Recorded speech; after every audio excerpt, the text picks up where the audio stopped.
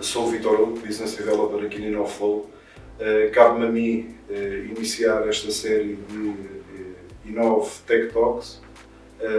Hoje o tema, vamos nos concentrar num tema que nos é muito próximo, que é a cibersegurança. Para isso temos dois convidados, que esta temática também não é desconhecida. Temos connosco a Bernadette Carvalho da Sofos. Olá. Olá, bom dia. Bom dia.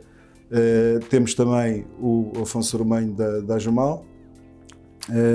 E aqui a ideia é falarmos um pouco sobre a cibersegurança, tentarmos perceber como é que as empresas, as organizações olham para esta temática.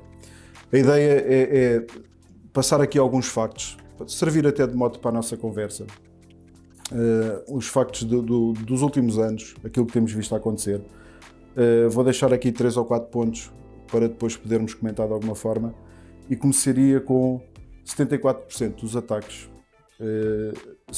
são incidentes de dia zero. Em 2022 os ataques de phishing aumentaram mais de 280%. Hoje ocorre em média a cada 11 segundos um ataque de ransomware. Em 2021, 87% das empresas afetadas com ransomware viram-se obrigadas a pagar o resgate. Em 2021 foram enviados 3 milhões de mensagens de 12 mil contas comprometidas, e em 2021 em cada 5 organizações teve uma conta de e-mail comprometida. Este seria o mote. Não sei o que é que vos apraz dizer sobre estes factos, mas na verdade temos aqui um conjunto de atividades que impactam nas empresas.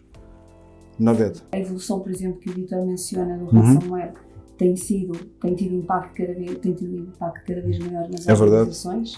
Isto no sentido em que aumentou a complexidade, aumentou o número de ataques, o impacto até no incidente e no resgate.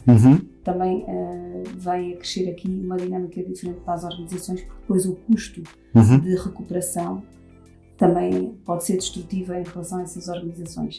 E depois temos outras componentes, que é o legacy que as empresas, as organizações têm vindo a fazer relativamente à cibersegurança. As inúmeras ferramentas que os ITs têm que lidar a nível do approach à cibersegurança, e portanto isto vai fazer com que os recursos de IT cada vez mais tenham processos manuais em vez de reduzi-los, a reatividade e a insuficiência dos recursos. Depois há outros desafios para as equipas, que é também muitas delas, ou das organizações, que é fazerem a gestão do risco, ou seja, o investimento, ou seja, a gestão do risco versus o investimento e face ao valor do negócio. E nós sabemos que ter uma equipa de monitorização, ter uma equipa de suporte aporta custos às organizações, que têm que pensar a forma de abordar. E depois é lidarem com os falsos positivos, e é também, muitas vezes, as organizações ou equipas de TI conseguirem ter recursos formados nesta área da cibersegurança e também formá-los e reter estes recursos, ou seja, a capacidade de reter estes talentos.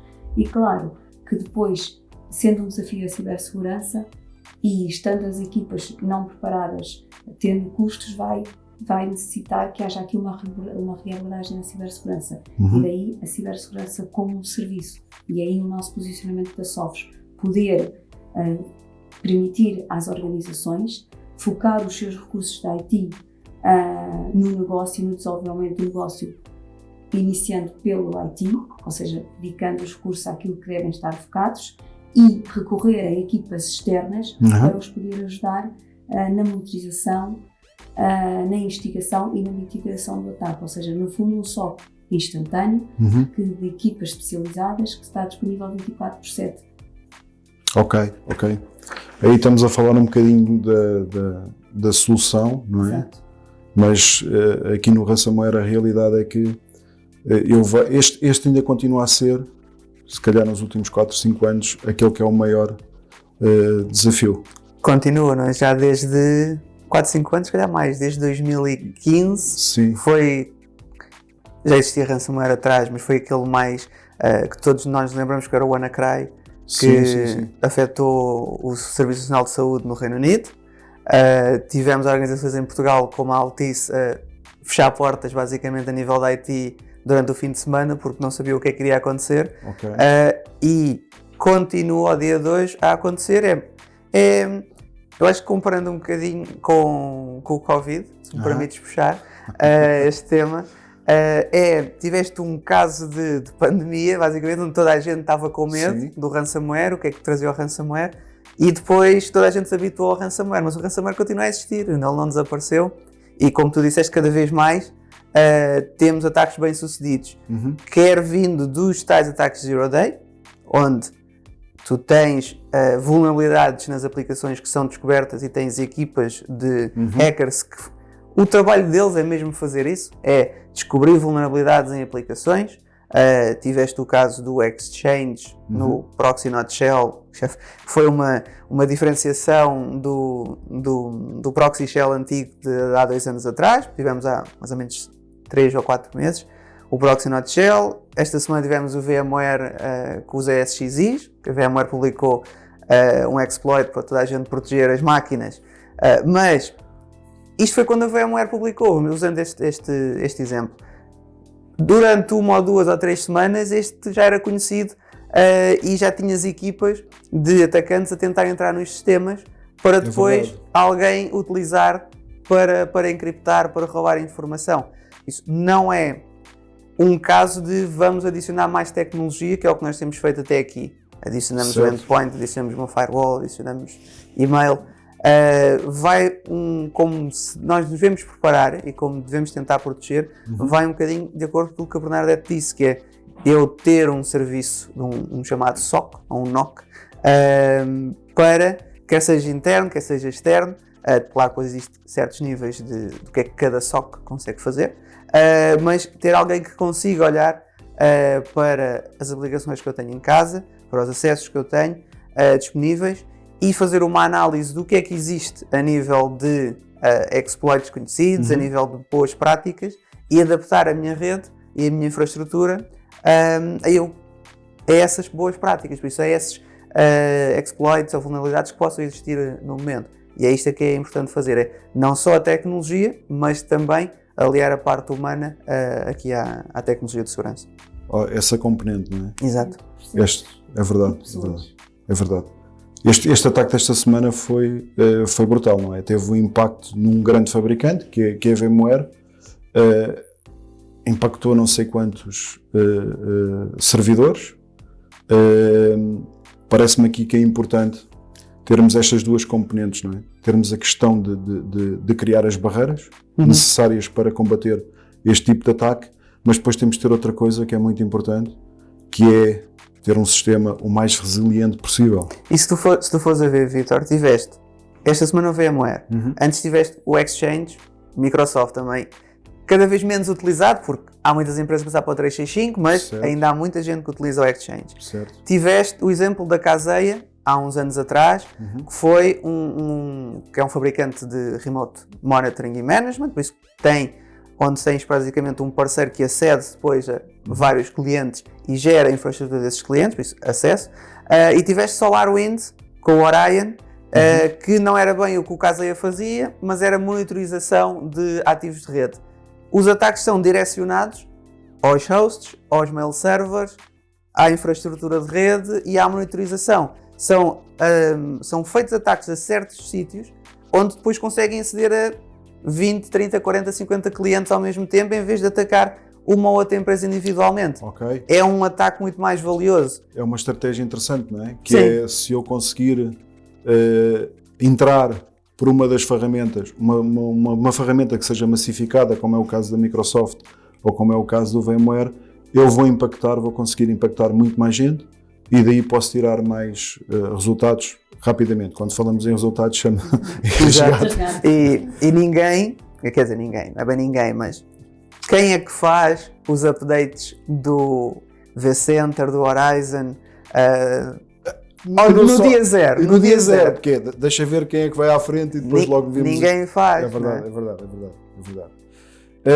Eu tenho aqui um ponto que me parece interessante e que vai aqui em contra aquilo que tivemos agora aqui a falar, que é esta questão do crescimento dos ataques e como eles são cada vez mais complexos e criativos, não é? É tal evolução que temos vindo a ver nos últimos anos. Há aqui também, de alguma forma, um aproveitamento daquilo que é a transformação digital, acelerada por estarmos em pandemia, por termos uma nova forma de trabalhar, o dispersar da nossa rede, acabamos por ter não sei quantos pontos. Acredito que isto veio, este novo formato veio criar enormes desafios também na nossa área. Estão de acordo? Sim, naturalmente. Sim, e a transformação digital eu diria que foi um chavão e uma commodity que surge, e sobretudo porque eu acho que, na minha opinião, foi sobretudo um pico tecnológico, um avanço extraordinário a nível tecnológico, e foi acelerado realmente pelo contexto da pandemia. Claro que isto vem ter um impacto e um desafio para as organizações, ou seja, vem promover uma colaboração diferente entre as organizações e os colaboradores. Também vai aqui provocar uma adaptação das empresas, portanto há um pico realmente de aceleração, porque nós de repente tivemos que acelerar o trabalho remoto. Hoje em dia nós estamos numa componente de um trabalho híbrido que vem permitir alguma estabilidade entre as organizações e os colaboradores, tanto a nível profissional como a nível pessoal. Contudo, o grande chavão da transformação digital eu penso que tenha sido 3 pontos, que é os colaboradores poderem trabalhar de qualquer sítio, a partir de qualquer dispositivo, a qualquer momento. E isto faz com que as organizações não só tenham reduzido custos, porque ou seja, saímos do local de trabalho de uma infraestrutura para casa, mas ao mesmo tempo vem exigir que se criem novas ferramentas, e nesta dinâmica de trabalho remoto, híbrido, de qualquer lugar, de qualquer dispositivo, a qualquer momento, faz com que as empresas tenham que criar defesas, assegurar o acesso. E, portanto, nesse contexto, nós só não desenvolvemos soluções de perímetro, mas também criamos soluções para permitir o acesso, ou seja, mudamos aqui o paradigma, não só da proteção de perímetro, a muralha, o castelo, como também de acesso. E nisso nós temos vindo a Sofos a criar ou otimizar um conjunto de soluções, nomeadamente Next-Gen, que vão proteger todos os pilares a nível de cloud, a nível de email, a nível de endpoint, a nível de network, e isto tudo unificado através de uma consola única que vai permitir aos recursos da IT terem uma experiência otimizada e máxima visibilidade e proteção aos utilizadores e ao acesso aos recursos e às aplicações que eles precisam. Entrando aí também um bocadinho nesse contexto como é que é? Do transição digital, sim. Não é? Eu lembro-me de mais ou menos de 2020, por isso, quando começou o confinamento, ver no LinkedIn, toda a gente falava de transição digital, era impressionante. Todos os CEOs falavam de transição digital, mas ninguém percebia o que é que aquilo era, o que era a transição digital. Eu já estava a trabalhar com o computador, o que é que eu estou a transitar para o digital? Basicamente, e passando também o contexto aqui um bocadinho da segurança, nós tivemos de passar de um modo, e aqui é que interessa mais, não tanto transição digital, 90% das empresas já fazia tudo digital, ou usava muito pouco papel, ou tinha muitos processos físicos. Acreditas empresas tu? de serviços. Não, empresas de serviços, não é empresas de manufatura, calma. Essas têm na mesma de construir o carro, ou a porta, ou outra coisa qualquer. Onde eu quero chegar nós tivemos foi de passar de um modelo de segurança para o outro completamente diferente. E há certas pessoas ainda e certas empresas que não querem acreditar neste modelo e que se agarram ao passado. Tu sabes, nós gostamos muito de estar onde estamos confortáveis, não é? Somos muito conservadores. E, como o Bernardo disse, o modelo de perímetro já deixa de existir. O modelo de perímetro desaparece quando eu, em vez de ter um perímetro com 300 funcionários lá dentro, 300 colaboradores, tenho 300 perímetros, cada um com um colaborador. E nós tivemos de fazer este processo rápido, nós, equipas de IT, tivemos de fazer este processo rapidamente, em um mês. Se calhar um mês, houve equipas que nem um mês tiveram 2 ou 3 semanas, ou uma semana. Relembro-te que aconteceu, eu lembro-me perfeitamente, estávamos na semana acho que era entre 9 a 13, eu sei que no dia 13, uma sexta-feira, toda a gente ficou em casa, Sim. ok? E não sabemos como, mas o desafio está para vocês resolverem. Quando digo vocês, equipas técnicas. Eu lembro muito bem, não sei que dia da semana é que foi, sei que foi nessa semana, e o nosso diretor basicamente chegou ao pé de mim e do meu colega e disse: está tudo preparado para sexta-feira irmos para casa? 13 de março. Foi isto, deu-nos basicamente 3 a 4 dias, está tudo preparado. E claro, nós somos uma empresa de segurança, sim, já estava tudo preparado há bastante tempo. Certo. Mas eu acredito que haja muitas empresas que não estava nada preparado. Fazer deployments de VPNs, que é tudo menos uma ferramenta de segurança. VPN é uma ferramenta de acesso, não é de segurança. Serve para eu aceder diretamente a um sítio. Agora, caso eu ponha módulos de segurança em cima da VPN, isso eu posso fazê-lo, mas nunca foi desenhada para ter o acesso da segurança. E nós tivemos, mais uma vez, equipes de IT, fazer este percurso rapidamente e descurámos a segurança, porque demos o acesso. Nós estamos a transitar para um modelo de acesso agora pensado, não é? Onde eu olho e já vejo, se calhar os meus colaboradores já não querem estar todos os dias a voltar, se calhar aqueles mais flexíveis dizem: eu venho 3 dias ou 2 dias, mas não quero vir os 5 dias, certo. Quero continuar. Outros que dizem: eu sou remoto, ou então vou mudar de empresa. Também existe. Que há aqueles também que dizem existe, isso, é verdade. não tem problema, eu tenho a minha casa na Serra da Estrela, gosto muito dela, quero viver lá e não volto para Lisboa nunca mais, dei-me um portátil e eu trabalho daqui. Experimentei este formato, já não quero mudar. Exatamente, no campo, Sim. com as galinhas e com as vaquinhas e são felizes. Cada um seja feliz como gosta mais. Mas é este modelo que as empresas vão começar a experimentar mais, e há umas empresas mais avançadas do que as outras, e como a Bernadette disse, é o modelo de castelo. Não existe quando eu tenho 300 castelos. Claro. Isso eu tenho de começar a adaptar-me e aqui a ter um formato ou uma filosofia, não só de produto, porque isto não se faz tudo de produto, mas uma filosofia num contexto mais de Zero Trust, que também o que vai-me fazer e vai-me adaptar a eu ter de verificar sempre os acessos. Por isso, Sim. a segurança não passa a estar no castelo, na muralha, passa a estar no acesso. E é aí que eu tenho não de dás fazer confiança a ninguém. Exatamente. É isso. Ok. Epá, tenho aqui continuando a nossa conversa, há aqui um tema que eu vivo muitas vezes e acredito que vocês também, de alguma forma, que é a cibersegurança não é um tema sexy, não é um tema interessante para as organizações, não é? Apesar de com a exposição que tem havido, já capta a atenção, temos aí várias empresas com níveis de maturidade diferente, mas eu encontro muita empresa ainda que isto não é um tema interessante. E também que, não sendo interessante, não é considerado naquilo que são os planos orçamentais para o ano. Não é? Eu vou discordar contigo a isso. Então. Eu acho que é muito interessante para as equipas de informática, é verdade, para o IT, para a parte de infraestrutura. Sim, tens razão. Muito pouco interessante ou sexy para os decisores. Okay. Porque o decisor, quando tem de fazer um novo edifício, paga e vê o edifício. Quando tem de pôr um portão para proteger o edifício, paga e vê o portão. Agora, pagar X para ter uns endpointzinhos no computador, ou então nas ferramentas de Zero Trust que nós estávamos a falar, ter tudo virtualizado e não ver nada, só sabe que carrega, faz duplo clique lá no agente para ligar ao servidor que tem na empresa, mas aquilo também já funcionava antes, não é? Agora faz menos um passo ou menos 2 passos. É verdade. Aí já não acha tanto. E eu acho até que o maior problema que tem existido, e aí que também estavas a referir, Vítor, é como é que nós fazemos com que o IT consiga explicar aos decisores a importância da segurança.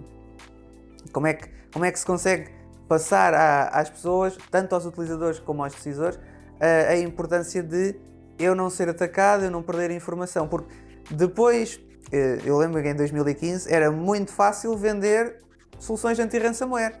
Toda a gente viu, não é? O que é que deu aquilo. No início de 2022 também era muito fácil vender segurança. Toda a gente viu a TAP, a SIC,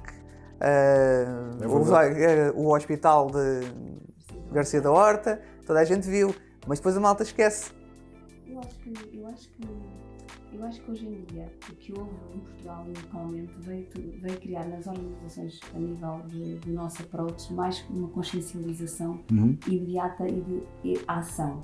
E o que eu tenho vindo a ver nas conversas que temos com os diversos clientes é que as equipas da IT estão cientes, têm um conjunto de ferramentas que têm vindo a adotar mais ou menos robustas, ou seja, elas existem, mas eles estão conscientes da necessidade e estão a advertir os decisores para essa necessidade.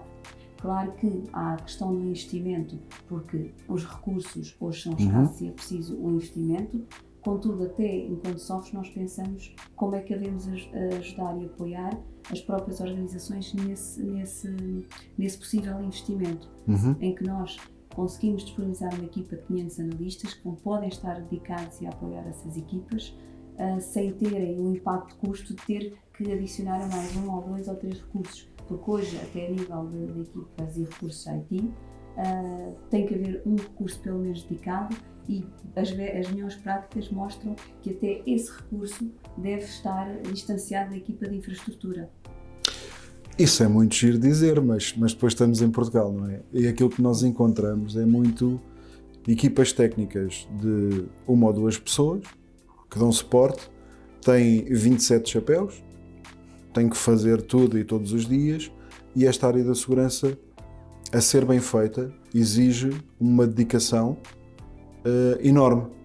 E ninguém está acordado 24 horas por 7 para responder à segurança, não é?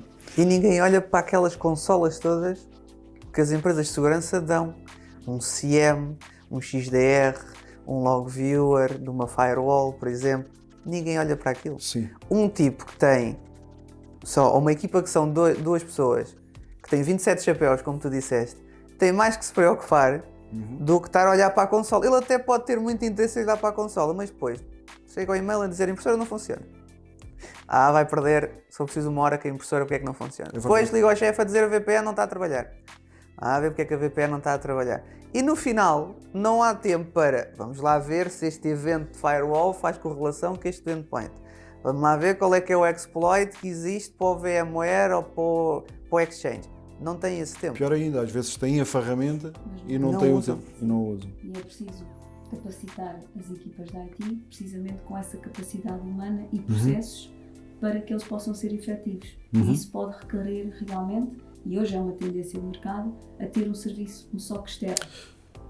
E tens outro problema que é, se tiveres alguém que de facto seja bom e que faça esse trabalho e que consiga investigar e tenha um interesse e que goste de muito daquela área, a probabilidade de o perderes em 2 tempos é enorme. Tu ficas com ele, tu perdes, tu perdes, não vou dizer perder, mas tu fazes o investimento nesse recurso, Sim. treinas o recurso, pagas um ordenado se calhar mais acima do que a média que consegues pagar na empresa porque queres manter, e depois aparece uma empresa como a Sofos, está aqui a Bernadette, que tem 600 analistas e diz: olha, gostava de mais um, aquele é interessante, e até fala português e tudo para a minha equipa que vai falar português daqui a uns tempos, ou que fala português, vou buscá-lo, pronto. E como é um fabricante, como é uma empresa internacional de segurança, o analista vai.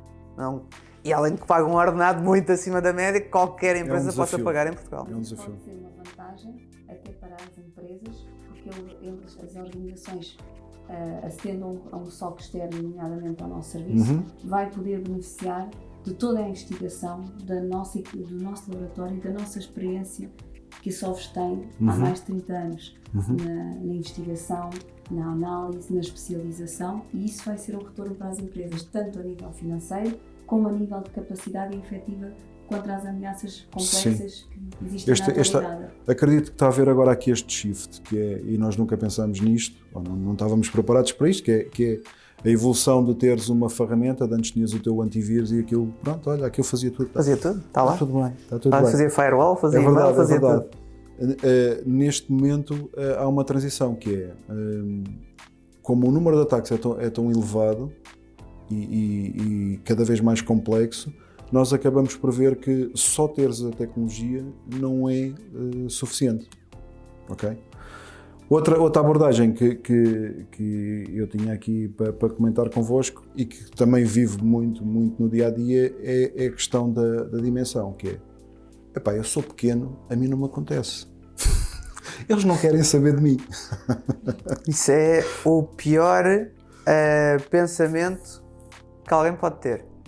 Porque, sim, um ataque a uma empresa maior, uma empresa como nós estávamos a falar, como uma SIC, como um hospital grande, aí é muito mais interessante para um atacante.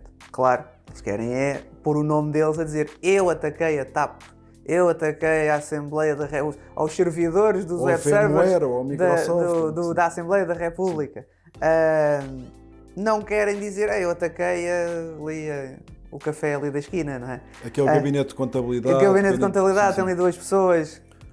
Mas o que acontece nesses cenários, do gabinete de contabilidade de 2 pessoas, ou do café, ou do restaurante, é ataques automatizados. Eles não estão ativamente a atacar, não é que se chama um ataque de adversário ativo, mas é um ataque onde eu tenho um servidor, vamos dizer, num país não amigo, ou mesmo num país amigo, num atacante qualquer, e ele vai batendo cada um dos IPs, por isso, das localizações assim, de cada um dos utilizadores daquele operador, e vai um a um experimentando todas as portas que possam estar vulneráveis, os acessos à empresa, e automaticamente fazer isso. Depois, se calhar em 2 ou 3 milhões, aparece-lhe 10 ou 20, e é aí que o atacante depois vai mexer e vai entrar e vai atacar.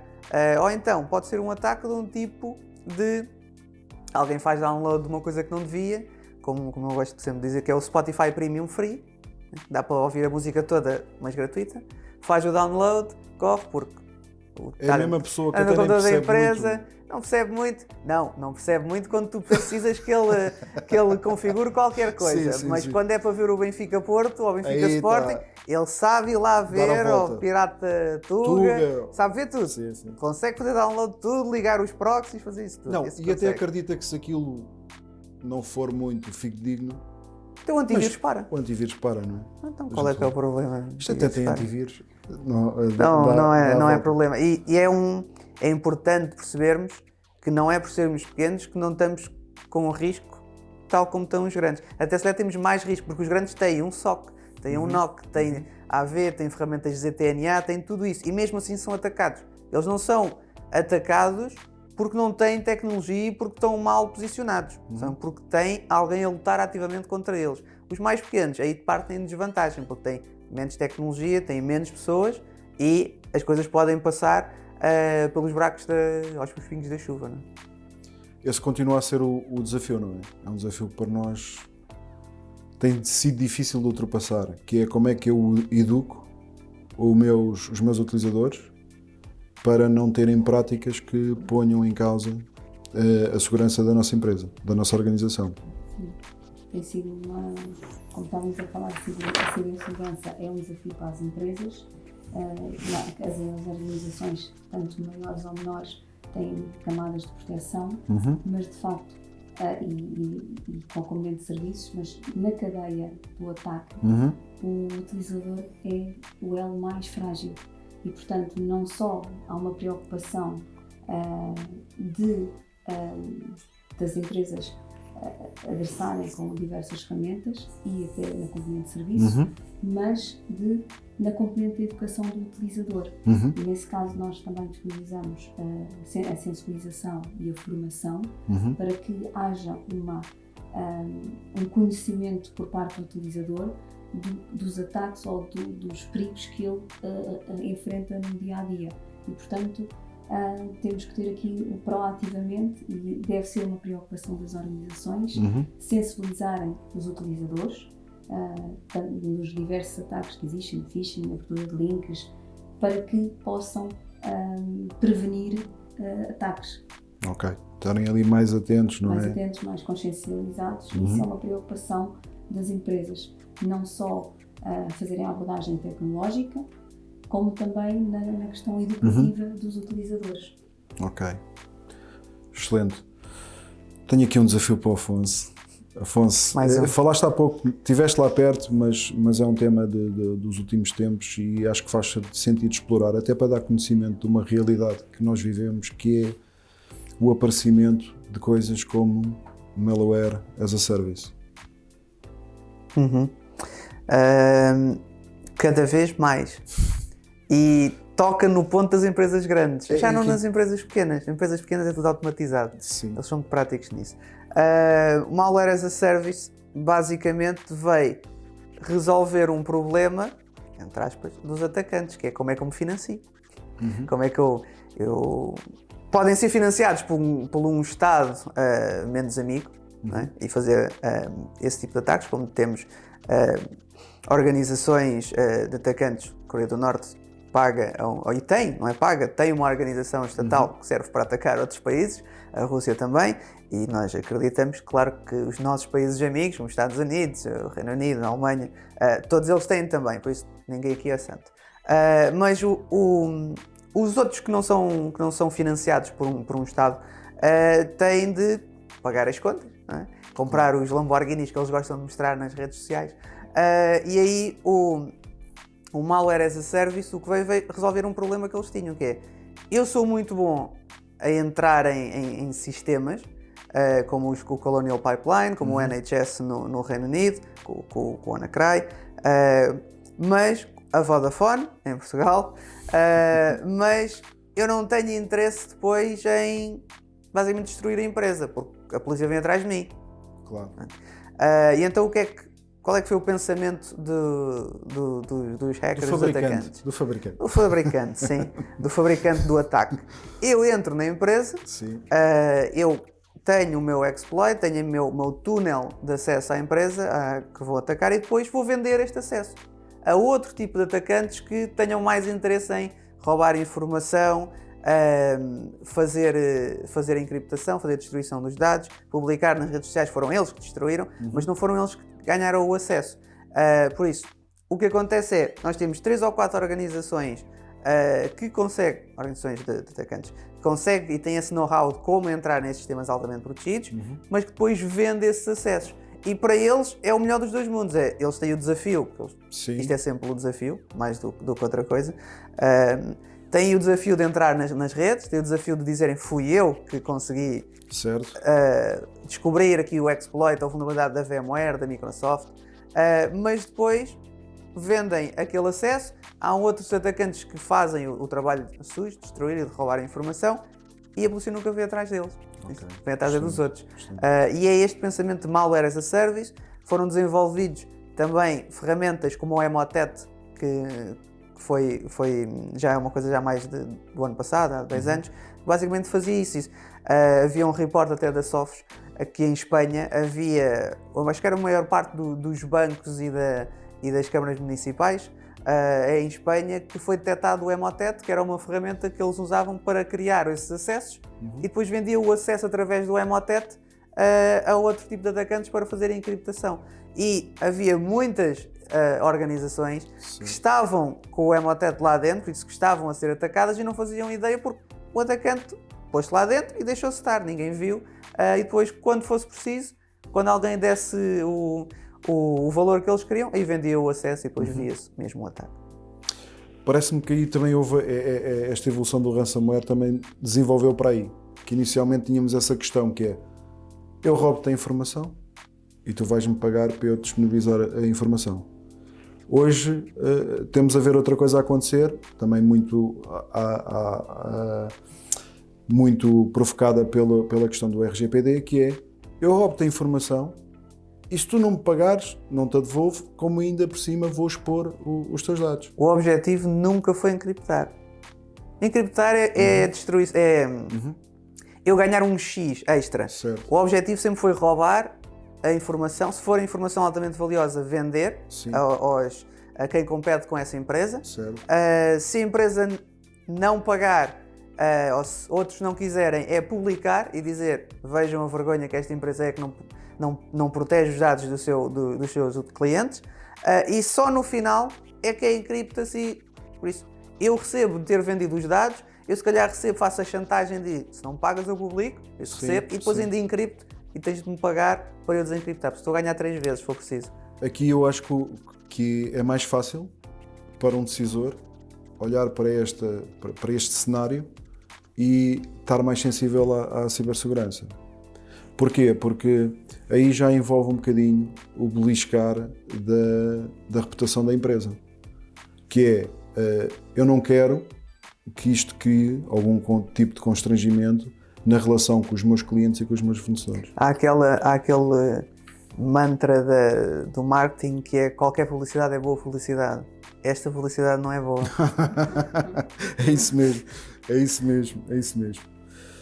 Lançar aqui um desafio à Bernadette, que tem a ver... Agora vamos olhar um bocadinho mais para aquilo que pode ser a solução, que é que tipo de tendências é que temos para um fabricante. O que é que fez como uma tendência para o ano para este ano, de 2023? Para vocês, como um fabricante, o que é que vocês veem que é uma tendência? É importante nós fazermos aqui uma retrospectiva, percebermos o que é que foi 2022, qual é a tendência de 2023 e nós temos avaliado, chegámos a algumas conclusões, naturalmente com os reportes e os surveys que temos feito ao longo dos anos, nomeadamente o estado de ransomware no passado, também a questão do Threat Report agora, do software do Threat Report em 2023 e na análise e na percepção que se tem é na questão do posicionamento atual do ataque cibernético. Ou seja, nós temos aqui, nós olhamos para 2022, não tivemos um pico como tivemos noutros anos fora de Portugal, como por exemplo o ataque do Aurora em entidades privadas nos Estados Unidos, ou por exemplo o Stuxnet foi atingir ou destruir os dispositivos, nomeadamente através de unidades do USB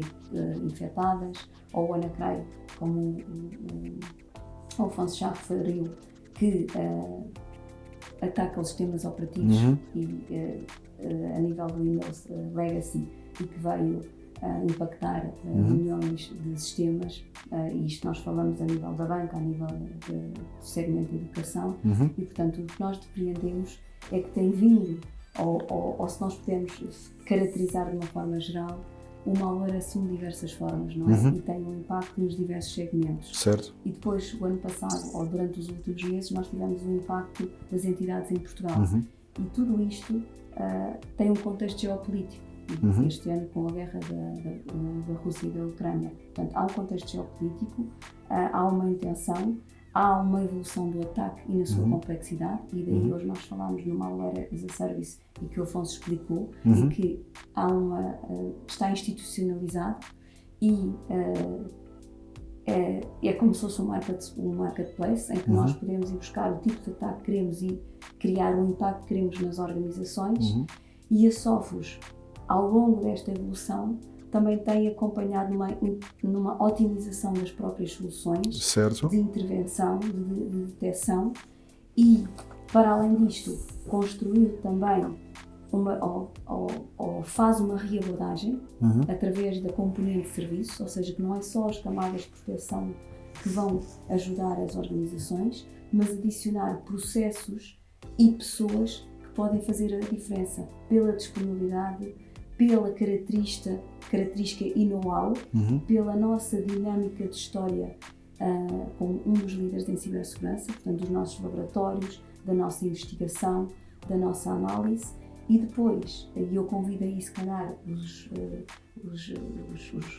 nossos clientes, que já nos conhecem, a também, ou digamos, global, ou seja, um convite genérico ou global, para olharem também para a informação que nós disponibilizamos, seja através do report que nós lançamos agora, o Threat Report, seja através do centro de confiança que nós temos, onde nós divulgamos informação, partilhamos todas as componentes dos ataques, seja através do YouTube, onde nós explicamos as nossas tecnologias, de uma forma a poderem conhecer aquilo que nós fazemos e como é que podemos fazer a reabordagem à complexidade dos ataques atualmente. Aquilo que eu perguntaria era, e conhecendo também a ferramenta, que é uma solução como o MDR, É uma tendência?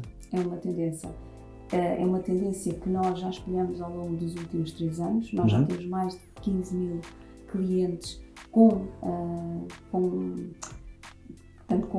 clientes também localmente, em Portugal, pequenas empresas muito grandes, ou seja, estamos a falar com empresas de mais de 9 mil colaboradores, e o MDR é realmente uma componente, é um SOC, é um serviço externo de pessoas especializadas que vão estar a olhar proativamente para o ecossistema dos clientes, no sentido de investigar proativamente, monitorizar e mitigar o ataque. E isto também é importante, porque na questão do MDR nós também somos diferenciadores, porque através dos Open APIs e dos conectores nós vamos integrar com soluções terceiros, seja a nível de cloud, seja a nível de É uma solução agnóstica. É uma solução que vai adaptar-se ao ecossistema do cliente. Ok. Tenho um desafio para ti.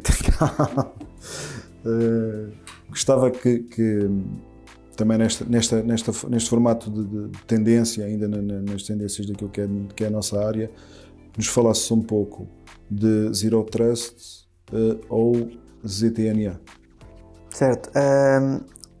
Mais uma tendência dos próximos anos. Uma evolução, não é? Uma evolução, sim. É preciso termos, ou fazermos a distinção do que é uma coisa e o que é uma outra coisa. O que é o Zero Trust? Zero Trust é uma filosofia, uma coisa assim muito abstrata, sim. mas é uma filosofia a nível de pensamento de forma diferente da segurança de uma empresa. Passar do modelo de perímetros que nós estávamos a falar há bocado para um modelo de confiança zero, o que significa que eu vou verificar e autenticar todos os meus utilizadores, por isso eu não confio em ninguém, esteja dentro da empresa ou fora. Multi-factor authentication, passwords, não quer dizer que sejam complexos e sejam de mudar de 2 em 2 dias, que é algo que muitas empresas ainda fazem erradamente. A própria Microsoft diz que se usarem MFA, não alterem as passwords constantemente, façam uma password mais complexa, mas que fique fixa no tempo.